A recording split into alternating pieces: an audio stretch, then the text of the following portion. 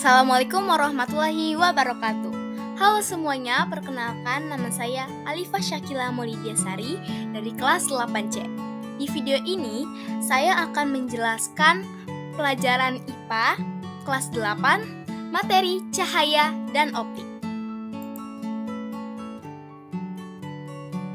Berikut ini adalah materi-materi yang akan saya sampaikan di video ini. 1. Cahaya dan pembentukan bayangan. Menurut KBBI, Kamus Besar Bahasa Indonesia, cahaya adalah sinar atau terang dari sesuatu yang bersinar seperti matahari, bulan, lampu yang memungkinkan mata menangkap bayangan benda-benda di sekitarnya. Jika dijelaskan menurut ilmu fisika, cahaya adalah bentuk gelombang elektromagnetik dalam kurun frekuensi getar tertentu yang dapat ditangkap oleh mata manusia. A. Sifat-sifat cahaya. Cahaya merambat lurus. Contohnya, saat senter disorotkan ke depan, cahaya senter akan cenderung terpancar lurus. Selain itu, fenomena gerhana matahari juga menunjukkan bahwa cahaya dapat merambat lurus. Cahaya dapat dipantulkan. Contohnya, dengan terpancarnya kembali cahaya tersebut dari permukaan benda yang terkena cahaya. Proses melihat menerapkan sifat cahaya ini, yaitu cahaya yang datang pada suatu benda akan dipantulkan ke mata, sehingga kita dapat melihat benda-benda di sekitar saat ada cahaya. Cahaya dapat menembus benda bening. Contohnya, kaca pada jendela yang biasanya bening agar cahaya dapat masuk ke dalam rumah. Cahaya dapat dibiaskan atau dibelokkan. Contohnya, kolam yang terlihat dangkal karena airnya jernih. Eksperimen sederhana juga dapat membuktikan sifat cahaya ini. Caranya adalah meletakkan pensil ke dalam segelas air yang berisi air. Pensil tersebut akan terlihat bengkok karena cahaya matahari melewati udara dan air dalam gelas tersebut dan mengalami pembengkokan arah lambat. Cahaya dapat diuraikan. Contohnya saat terjadi pelangi. Warna-warna dalam pelangi tersebut asalnya dari satu warna saja, yaitu putih dari matahari. Namun, warna putih tadi dibiaskan oleh titik air hujan, sehingga cahaya putih tersebut diuraikan menjadi berbagai macam warna. Cahaya memiliki energi. Contohnya kalau berjemur di bawah matahari dalam waktu yang lama, pasti kulit akan merasa panas kan? Panas atau kalor yang diterima oleh kulit tersebut menunjukkan bahwa cahaya memiliki energi kalor. Cahaya bisa merambat tanpa medium. Contohnya cahaya matahari yang bisa sampai ke bumi tanpa adanya media perantara apapun. B. Pembentukan bayangan. 1. Bayangan nyata. Bayangan nyata terbentuk pada layar di depan lensa. Bayangan ini dapat diproyeksikan. 2. Bayangan maya. Bayangan maya terbentuk di belakang cermin atau lensa cekung. Bayangan ini tidak dapat diproyeksikan. 3. Bayangan terbalik. Bayangan pada lensa cembung dan cermin cekung akan terbalik dari objek aslinya. C. Cermin cekung. Cermin cekung adalah cermin dengan permukaan cekung yang dapat memantulkan cahaya yang masuk dan akan menjadi melengkung di bagian belakang. Cermin cekung memiliki garis normal yang disebut dengan titik R. Titik R atau 2F merupakan garis yang melintasi pusat lengkung. Sinar yang datang sejajar dengan sumbu utama cermin dipantulkan melalui titik fokus dan akan menghasilkan bayangan yang bersifat maya, tegak, dan diperbesar.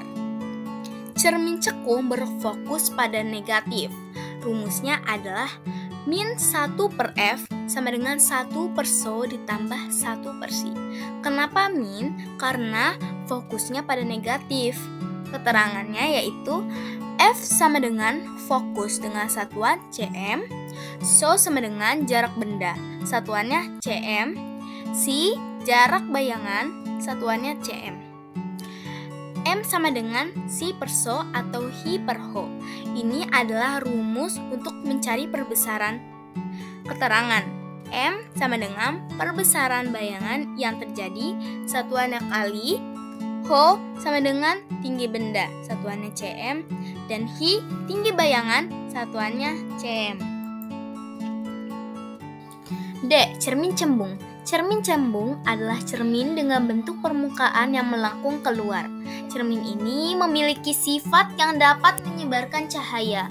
Contoh cermin cembung adalah kaca spion di kendaraan dan kaca pengawas di pasar swalayan. Cermin cembung membentuk sifat bayangannya adalah maya, tegak, dan diperkecil. Cermin cembung berfokus pada positif. Rumusnya adalah 1 per F sama dengan 1 per so ditambah 1 per si. Keterangan, F sama dengan fokus satuan cm, so sama dengan jarak benda satuan cm, si jarak bayangan satuannya cm. M sama dengan si per so atau hi per ho. Ini adalah rumus untuk mencari perbesaran. Keterangan, M sama dengan perbesaran bayangan yang terjadi, satuannya kali.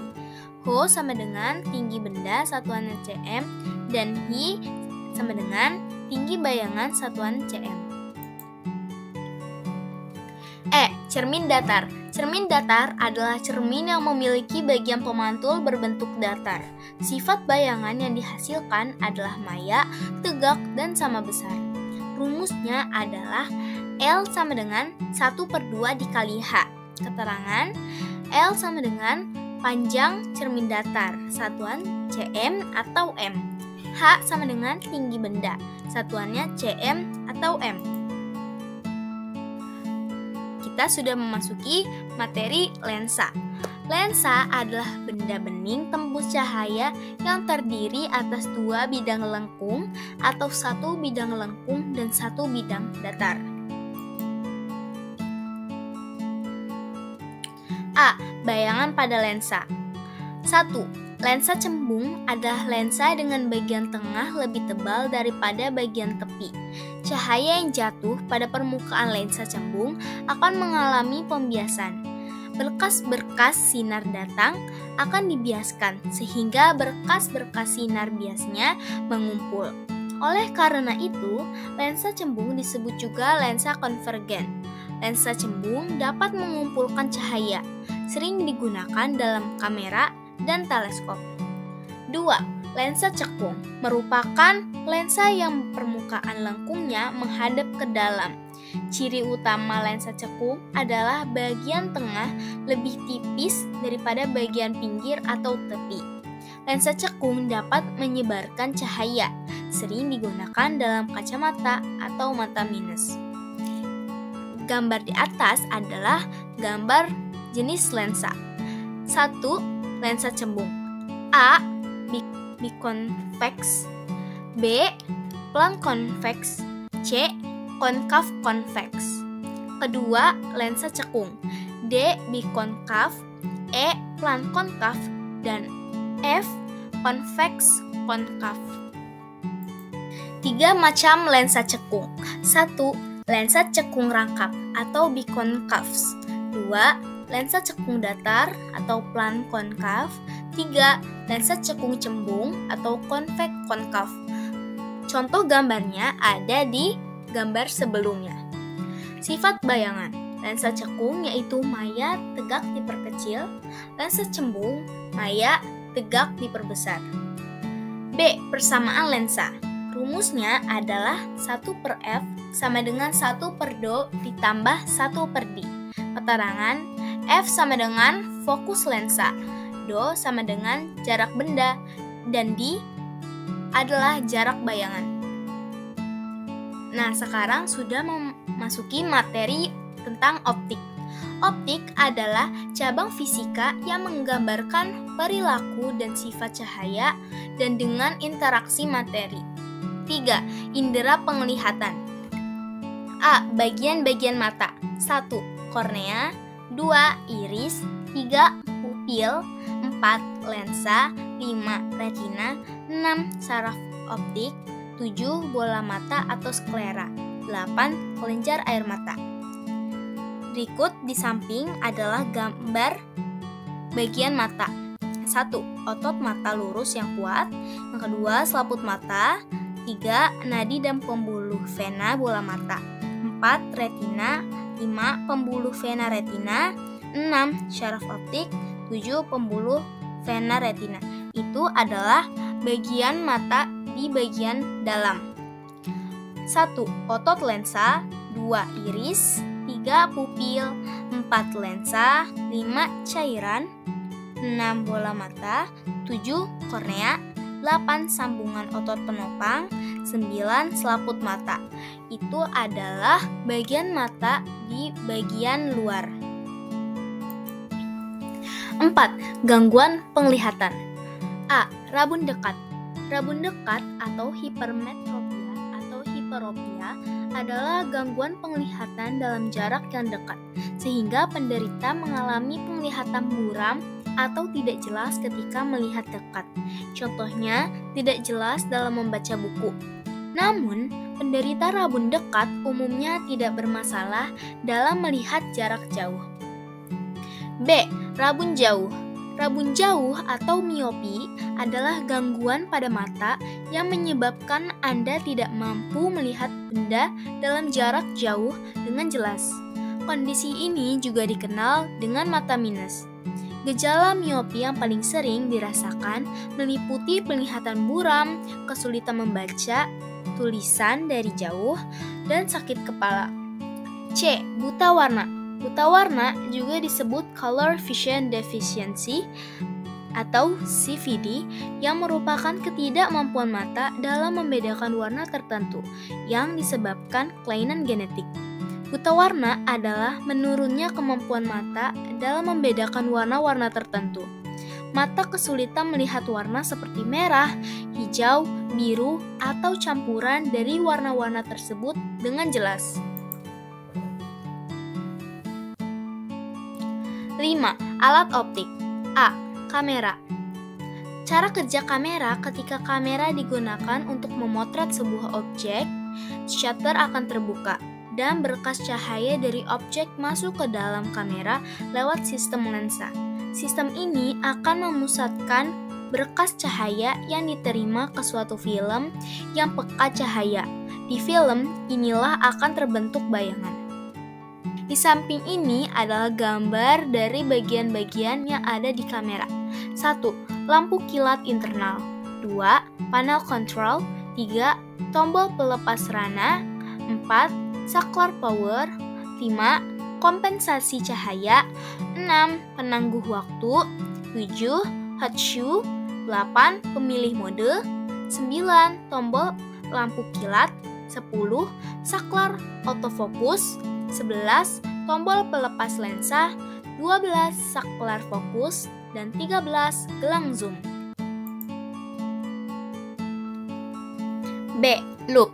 Loop atau kaca pembesar adalah lensa cembung yang difungsikan untuk melihat benda-benda kecil sehingga tampak lebih jelas dan besar. Benda ini biasanya dipakai untuk para ilmuwan yang ingin meneliti benda-benda kecil. Bentuk loop diperhatikan pada gambar di samping ini.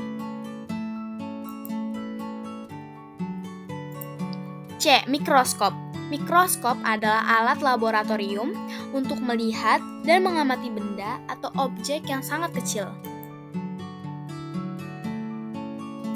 Nah, materinya sudah selesai sampai di sini.